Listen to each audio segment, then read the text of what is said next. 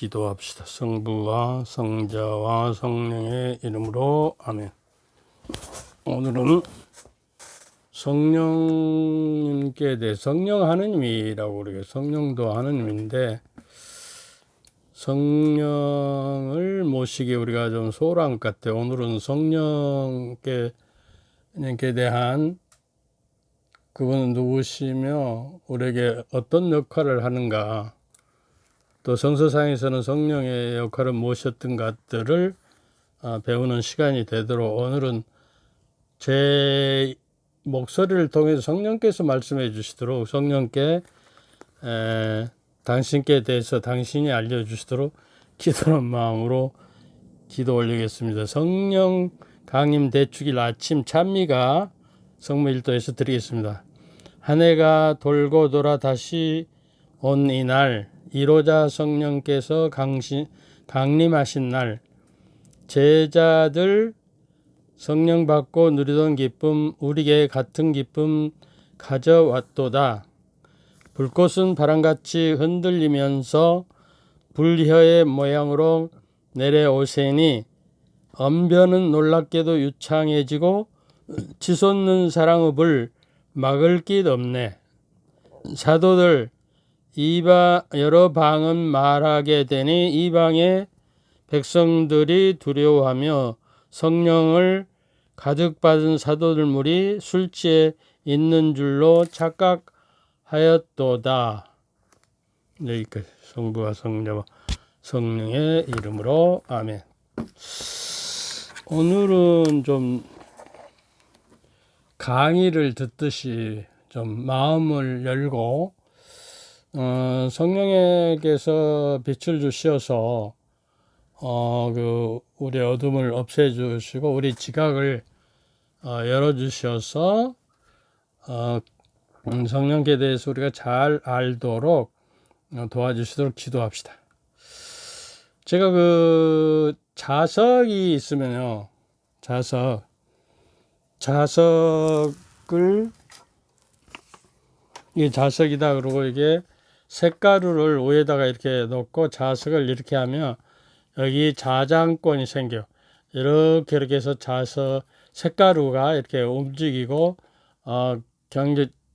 질서정연하게 이렇게 자력권과 자장권을 형성하거든요.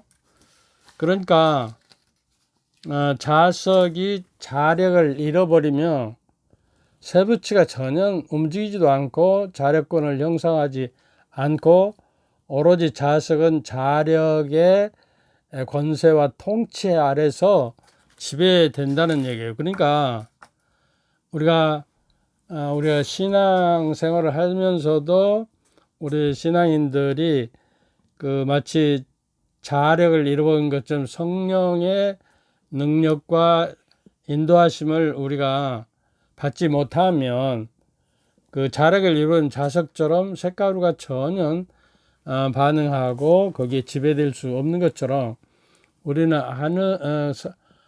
성령 하느님이신 성령의 능력과 권능의 그 자력권으로서 그 자정권 안에 내가 그 세력권 안에 통치되고 지배되는 생활을 해야 이게 신앙인이 된다는 얘기예요.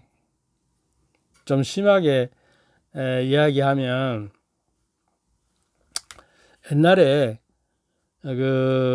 로마서 8장에 보면요, 주 예수 그리스도님을 모시고 성령을 모시지 않는 사람은 그리스도의 사람이 아닙니다. 이렇게 다음에 이제 더 자세히 이야기할 거예요.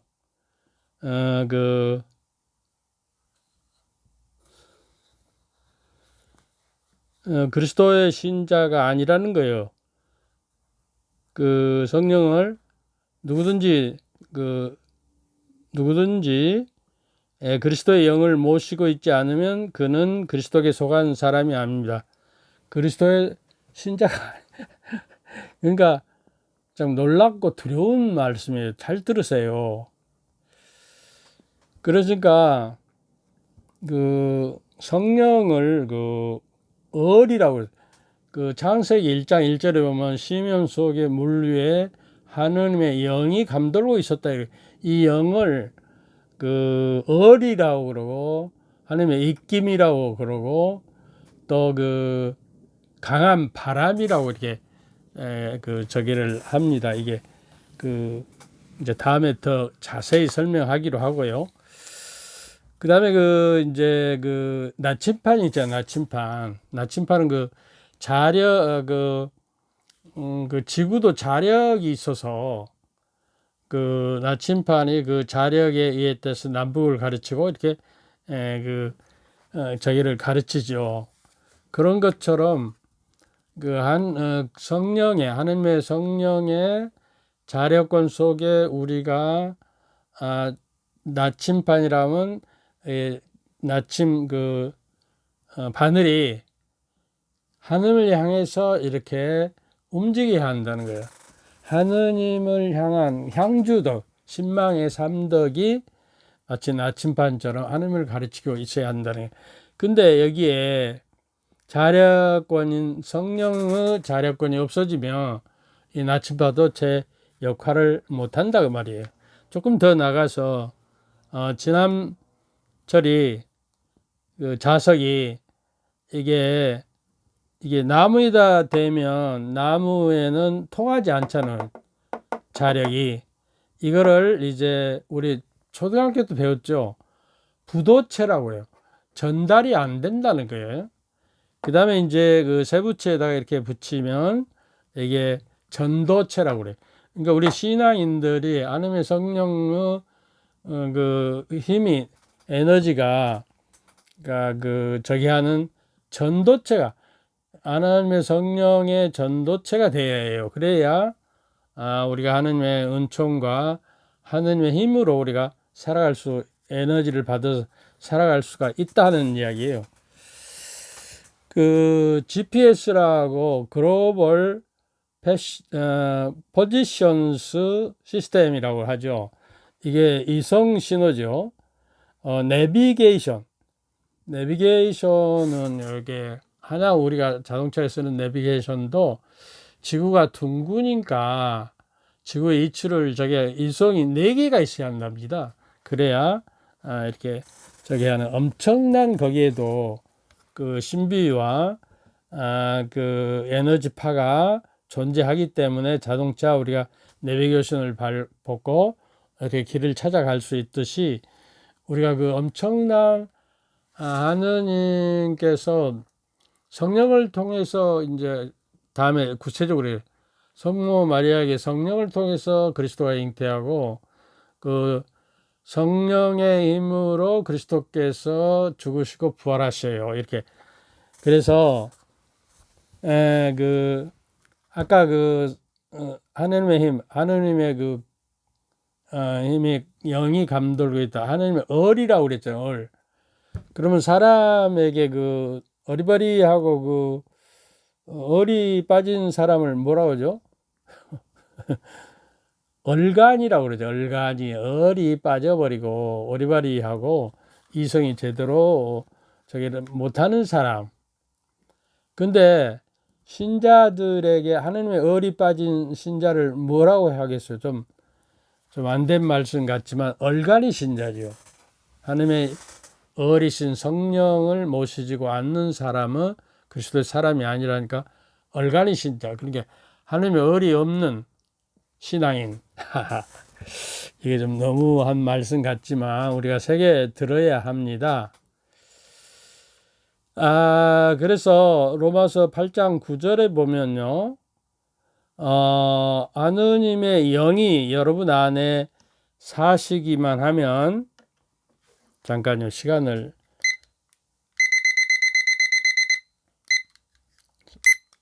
설정 안 해놨어요.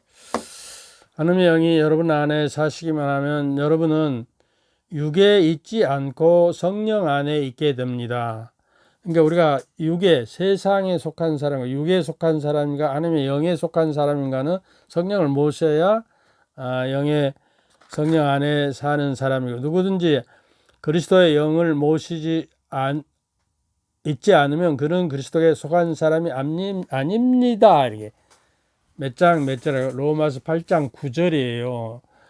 좀 적어서 그 밑줄 치고 여러 번 읽어보세요. 한 10번, 100번 막 읽어보세요. 그러면 그 의미가 우리에게, 그래서 마치 성령을 모시지 않는 사람은 그리스도에 속한 사람이 아니라는 뜻은 마치 안고 빠진 찐빵이라는 얼간이 신자, 안고 빠진 신자, 안고 빠진 찐빵처럼, 또 김 빠진 맥주, 얼마나 맛이 없고 맥주로서의 가치가 없죠. 그러니까 하나님의 어린 성령을 우리 안에 모시고 있어야만이 우리가 참 신앙인이 될 수 있다는 거 우리가 명심해. 여기서 집에서 로마서 8장을 처음부터 끝까지 여러 번 읽어보세요. 거기에서는 8장 10절에서는 이렇게 나와요. 그리스도께서 여러분 안에 계시면 몸은 비록 죄 때문에 죽은 것이지만 의로움 때문에 성령께서 여러분의 생명이 되어줍니다. 성령께서 우리의 죄가 있어도 죄 때문에 죽은 것이지만 육에 속한 것이에요.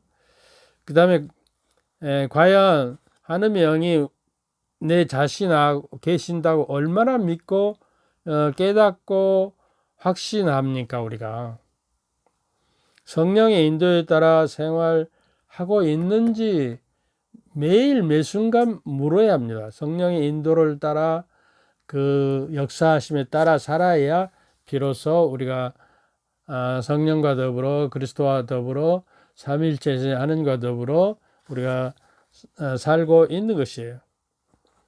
그래서 좀 무서운 말씀이시죠. 이것이 현대 신학의 대가인 독일의 칼 라너 신부님은 영성생활이라는 것은 성령을 따르는 삶이라고 한마디로 말씀하세요. 성령의 삶을 살지 않는 영성생활, 영의 생활을 하지 못하고 유구생활, 세상에 속한 사람밖에 될 수 없다는 사실을 기억하라는 말이에요. 이게 잘 새겨 들어야 합니다. 그리고 그 갈라는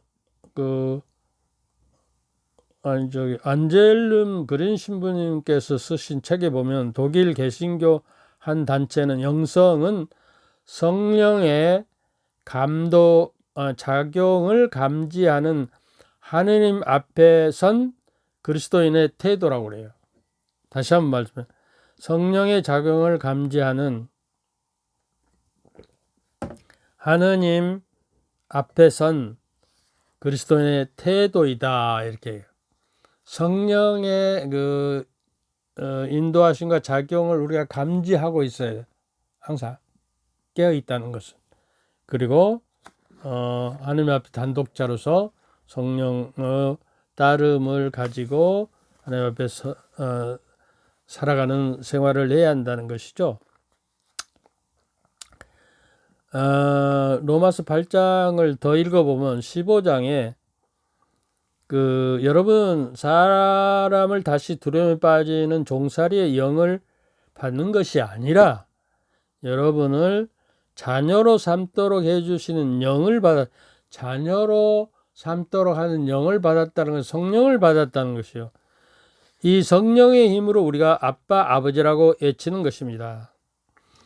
우리가 아까 성령을 모시지 않은 얼빠진 신앙인으로서 하느님을 아빠라고 부를 자격이 없다는 거예요. 이게 놀라운 사건 아니에요. 이거 무심결에 우리가 살아버려요. 그래서 하늘에 계신 우리 아버지라고 아빠 아버지라고 말할 자격이 없는 거예요. 그럼에도 불구하고 우리는 무심결에 그냥 성령을 모시는 조건이 되어야 감히 아빠 아버지라고 하나님을 부른다. 로마서 8장 15절에 말씀하고 있어요.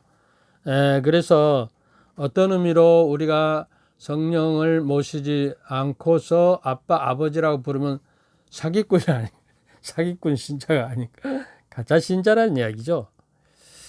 엄청난 사실을 여러분에게 지금 이야기하고 있는데 웃어 넘길 일이 아닙니다.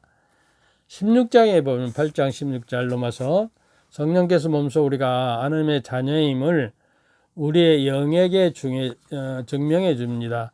성경에 보면은 성령의 도장을 인장을 받아서 우리가 하나님의 자녀로 딱 저기가 되듯이 증명서를 발급하듯이 된다는 것이요. 근데 이제 우리가 성령을 언제 받게 되냐 그러면 세례 성사를 통해서 그 원죄와 번죄가 없어지고 하나님의 자녀가 되고 성령의 궁전이 된다 그랬어요. 성령을 모시는 내 몸이 마치 왕궁처럼 거룩한 몸이 된다는 것이. 그래서 이 몸을 함부로 세상 것에 육의 욕망에 쑤셔 넣어서는 안 된다는 것이에요. 그리고 로마서 8장 26절에는요. 이와 같이 성령께서도 나약한 우리를 위하여 도와주십니다. 우리는 올바른 방식으로 기도할 줄 모르지만 성령께서 몸소 말로 다 할 수 없이 탄식하시며 우리를 대신해서 간구해 주십니다.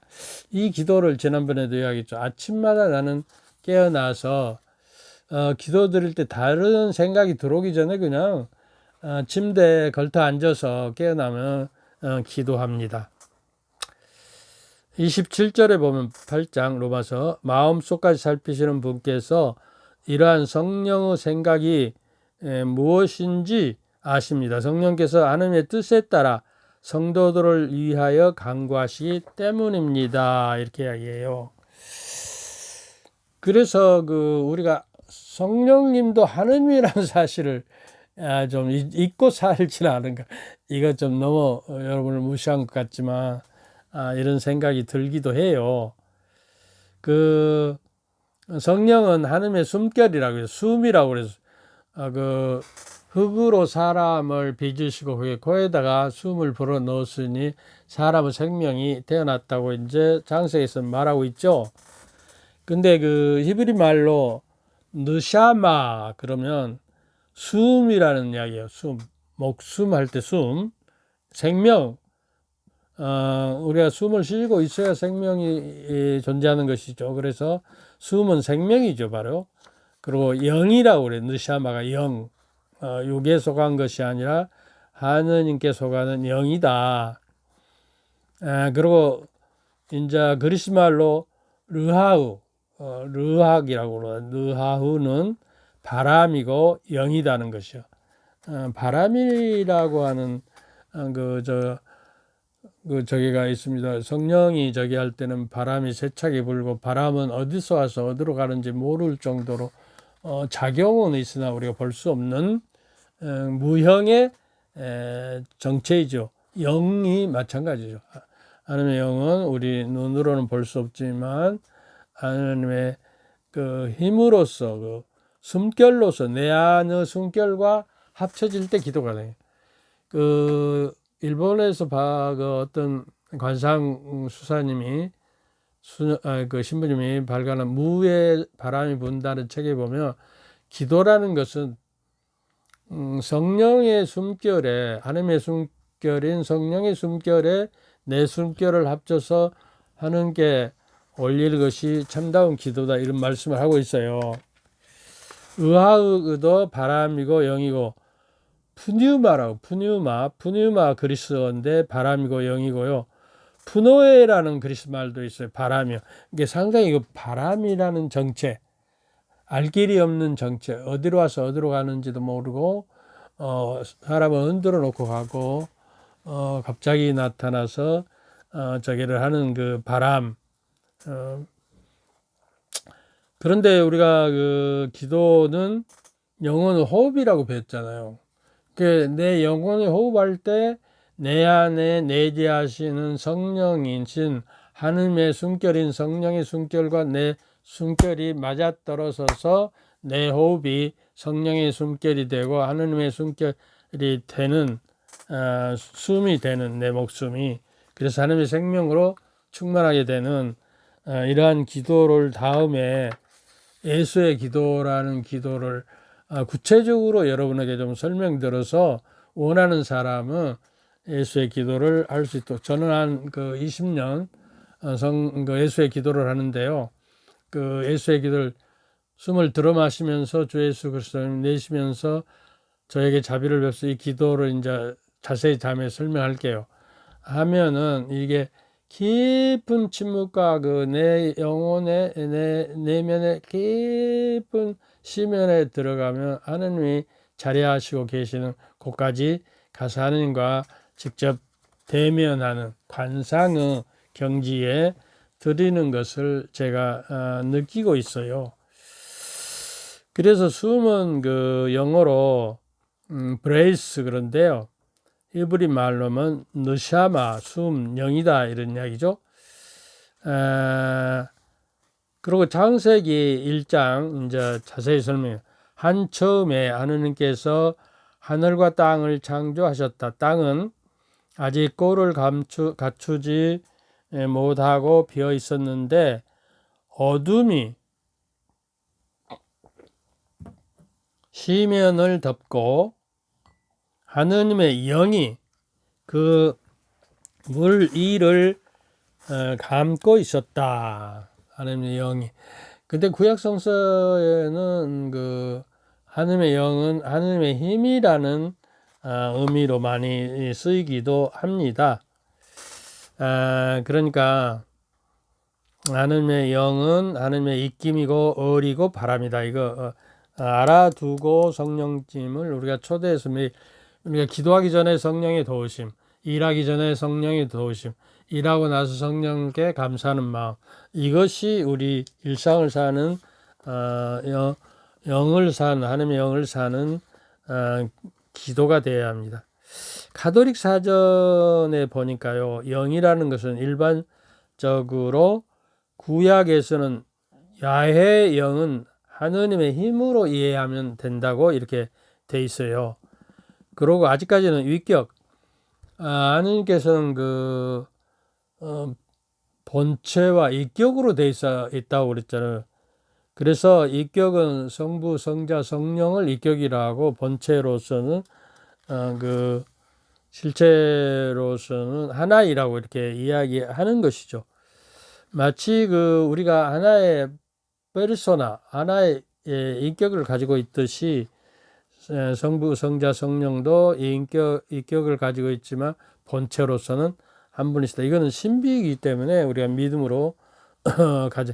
신약에 와서 이제 구세주께서 육화되셔서 인간이 되고 이제 성부와 성자와 성령이 이제 비로소 성경상에 나타나기 시작하죠. 마리아를 그 성경에서 보면 마리아가 성령의 감도하심으로 예수 그리스도를 잉태하게 되고, 그렇죠. 예수님께서 요르단강에서 세례를 받으실 때 성부 하늘에서 하늘이 열리고 성부 하느님께서 이는 내 사랑하는 아들이 너희는 그의 말을 들으라 이렇게 하고 성부 계시죠.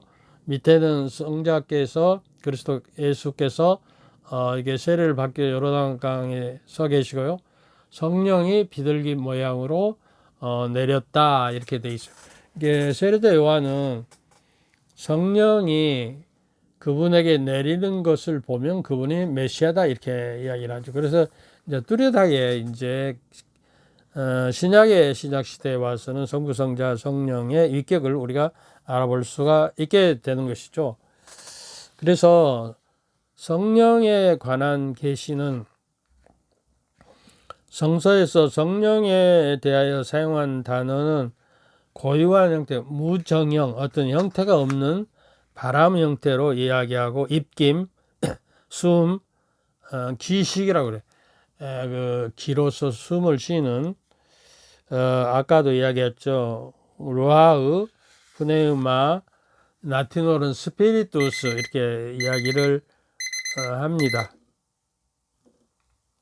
그래서 여기까지 이야기하고 다음 주제에 대해서도 이야기를 드리죠. 여러분들에게 사조적인 강복을 여러분과 여러분 가족이 드리는데 마음을 다소곳이 정리하고 하나님의 축복이 내리도 함께 기도하고 주께서 저희와 함께 또한 사제들의 영과 함께 전능하신 천주 성부와 성자와 성령께서는 여러분과 여러분 가족 모두에게 축복을 내리시어 길이 머물게 하소서. 아멘.